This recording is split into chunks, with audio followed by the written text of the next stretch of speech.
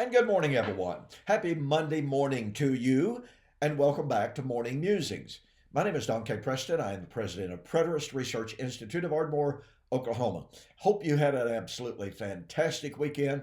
Um, this is the time of the year for automotive swap meets, and that's my hobby. I absolutely love to go. As my wife says, you're just going to look at a bunch of rusty old parts. And I'm going, what's your point? Yeah. Because I find stuff for my own personal cars that I'm working on. I buy a few parts as I can afford it to sell. That's how I afford my hobby, by the way. Uh, my hobby is totally distinct from my ministry. So, anyway, had a really, really good time. The weather was awesome. Uh, so, this time last week, I think it was, if I'm not mistaken, maybe week before last. I lose track of time so easily. Anyway, we had 7 inches of snow on the ground. Hello. And yesterday at the swap meet, it was 70 degrees, sunshiny, real gentle breeze, just incredible. So I had a great time. Okay, now then, let's get back to our study of Sukkot. The Feast of Ingathering, the Feast of the Harvest, the Feast of the End of the Age. Now, I want to remind you that one of the most significant, I suggest one of the most, um, I think we could say foreshadowing events of Sukkot was the lighting of the candles or the candelabra. Now, in the courtyard just outside of the holy place stood a candelabra. This thing was massive, overlaid with gold. And it had all these branches and all of these arms on it. And when they lit that, it lit up, according to Josephus and other sources, it lit up the entire temple area. That's how big it was. Now, keep in mind, the temple area, the entire temple complex, could hold 250,000 people. So this candelabra and this lighting of the lamp was absolutely incredible. Now then, keep this in mind. On the last day of Sukkot, John chapter 7, which is the day of the lighting of the candelabra, the real focal point of it. I don't remember ever reading where they lit the candelabra on the first day of Sukkot. Maybe some of you can help me out on that. All right. Let me know about that. But we know that on the last day that they did that. It was from the best that I have read. Maybe I've forgotten something, but the best I can read or remember, this is the high point. So here on Sukkot, the Feast of Harvest, the Feast of the End of the Age, in which you have the reading of the law. You have the lighting of the candle, the candelabra, that lights up God's people. Resurrection, Sukkot, light. Do you see maybe a train coming? To me, this imagery is absolutely,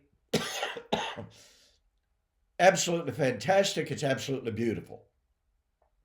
Now then, pardon me, sorry about that.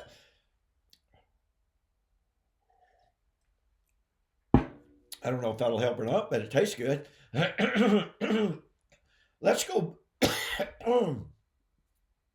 Let's go back to Daniel chapter 12. That at the time of the resurrection, foreshadowed by Sukkot,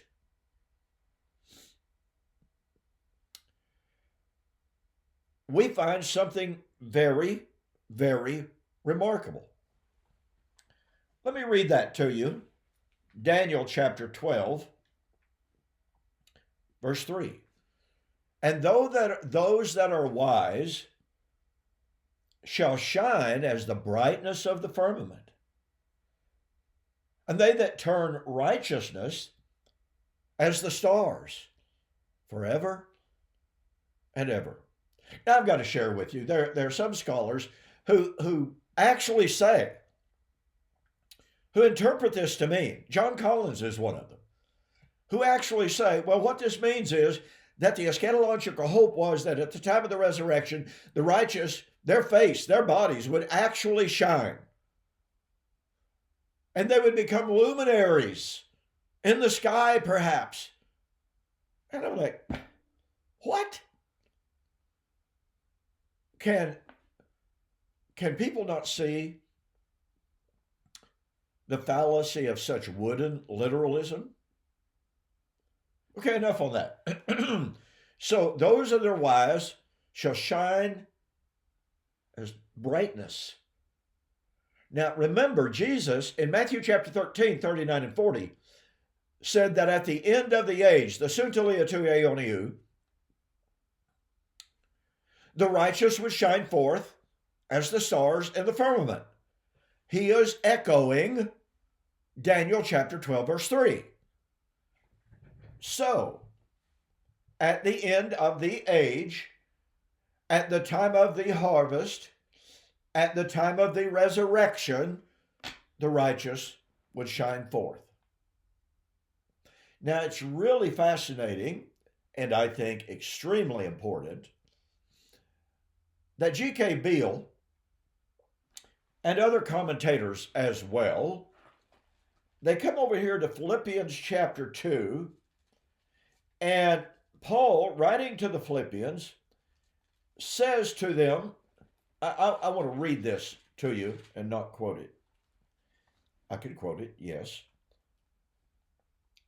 Paul is writing, and he says, he urges them to righteousness and to holiness in light of the fact, Philippians chapter 4, verse 5, the coming of the Lord was at hand. But he says, be blameless, be harmless, sons of God, without rebuke. Now, back in Daniel chapter 2, the righteous are the sons of God. Doesn't use that terminology specifically, but it's the saints. It's those written in the book, okay? And it's God's people, Daniel chapter 12, verse 1 and 2. So, that you may be blameless and harmless, sons of God, without reproach, as some translations say, in the midst of a crooked and perverse generation. That's taken directly from Deuteronomy chapter 32, verse 5, that foretold Israel's last days. Well, wait a minute. Daniel chapter 12 is about Israel's last days. The time when Israel and the power of Israel would be completely shattered. I think that's a pretty effective way of saying Israel's last days. Okay, among whom you dwell, wait a minute. Wait, you got to catch this. Among whom you shine as what? Let me see. Lights in the world. Amazingly, G.K. Beale says, Paul is drawing on Daniel chapter 12, verse 3, and saying that the resurrection foretold in Daniel chapter 12, verse 2, had already begun. Wait a minute. The resurrection of Daniel chapter 12 is the resurrection of Daniel chapter 12, verse 2. Many of those who sleep in the dust of the earth shall arise, some to everlasting life, some to everlasting condemnation. Then shall the righteous shine forth.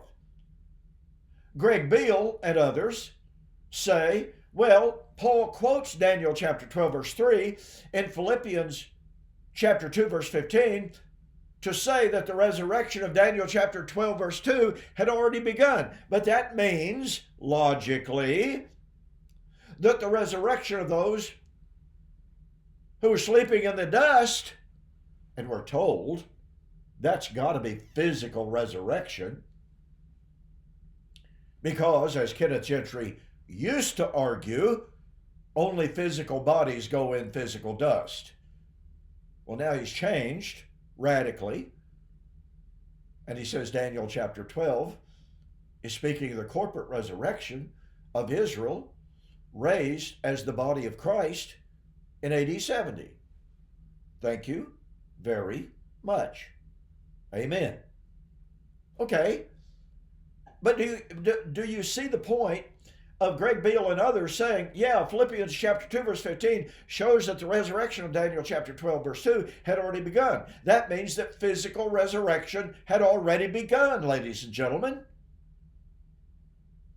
Does Greg Beale believe the physical resurrection had already begun? No. Except in this sense, Jesus had been raised physically. Well, I certainly affirm that. But Jesus was the first fruits of those to be raised out from among the dead, those who had died before him. If the harvest, of which Christ was the first fruit, if Christ was the first fruit, then that means the resurrection had begun. Folks, you don't have a first fruit without the harvest. That's what the first fruit signified. Harvest has begun. And yet, Greg Beale, Kenneth Gentry, virtually all futurist scholars say, oh, well, yeah, Christ the first fruits, that was in the first century, but we're still waiting for the harvest. Folks, you got to see the problem here. But here, well, basically I'm out of time. What I want you to see is that many scholars, many noted scholars, admit and agree that the prophecy of Daniel chapter 12 had begun to be fulfilled. Now, why would they not take that position, since the resurrection of Daniel chapter 12:2 was supposed to be at the end of the age? Matthew chapter 13, 39 to 43. And according to the biblical writers, the end of the ages had arrived in the first century. 1 Corinthians chapter 10, verse 11. Paul, speaking of the Old Covenant events and Old Covenant people, they were types of us upon whom the ends or the goal of all the previous ages, which is the proper rendering of that, has arrived. Hebrews chapter 9, verse 26. Now once at the end of the ages, suntelia tu aionion. Oh, you know, the end of the age of Matthew chapter 13, 39. The end of the age, therefore, of Daniel chapter 12. Christ appeared at the end, the consummation of the age. And thus, once again, when people say, oh, well, yeah, Philippians chapter 2, the resurrection had already begun, then you got a choice, folks. Since Christ appeared at the end of the age, and he was the first fruits of the resurrection at the end of the age, then it makes no sense whatsoever to say the harvest has not yet happened. That makes the Old Covenant age still applicable, still in force, because the resurrection was not supposed to be, now watch this, Jesus' resurrection was at the end of the Old Covenant age. Yet we're told the harvest is at the end of the Christian age. That's two separate ages and thus two distinct resurrections. There is no justification for this, ladies and gentlemen. And I'm out of time. Now, I promised you last week that I was going to give you another fantastic two-book special. So here it is. Since we're talking about resurrection at the end of the age, all right, been a lot of controversy about this on Facebook over the last several days. My book, The Death of Adam and the Life of Christ, no one has responded to this. No one has answered this. And then Paul on trial. Now, Paul said he was a Pharisee. The Pharisees said they believed in resurrection. The Pharisees believed in physical resurrection, so we're told. Therefore, that must prove that Paul believed in physical resurrection. I had someone on YouTube and Facebook tell me that over and over and over again, basically telling me I was deluded for believing otherwise, I was a false teacher for believing otherwise, etc., etc. But is that true? No, it is not. Listen, if you bought these books separately, just the two of these books separately, it would cost you about $32. Well, for the month of February 2025, U.S. orders only, all right? Now look, if you would like to have a copy of these two books in PDF form at greatly reduced price, that is to say, if you live out of the U.S., contact me and I'll work with you on selling you a PDF. You can't publish it yourself, all right? You got to agree with that. But anyway, so for the month of February 2025, U.S. orders only, you're going to get Paul on Trial and the Death of Adam and the Life of Christ. And I'm going to throw in Flaming Fire, normally about $450, cost $450 plus shipping. I'm going to throw it in absolutely free of charge. Okay? So, go to my website. Beautiful banner is already up. Not even going to tell you how much you're going to save. Just go there and see what a great savings it is. In the meantime, I'll see you on the flip side.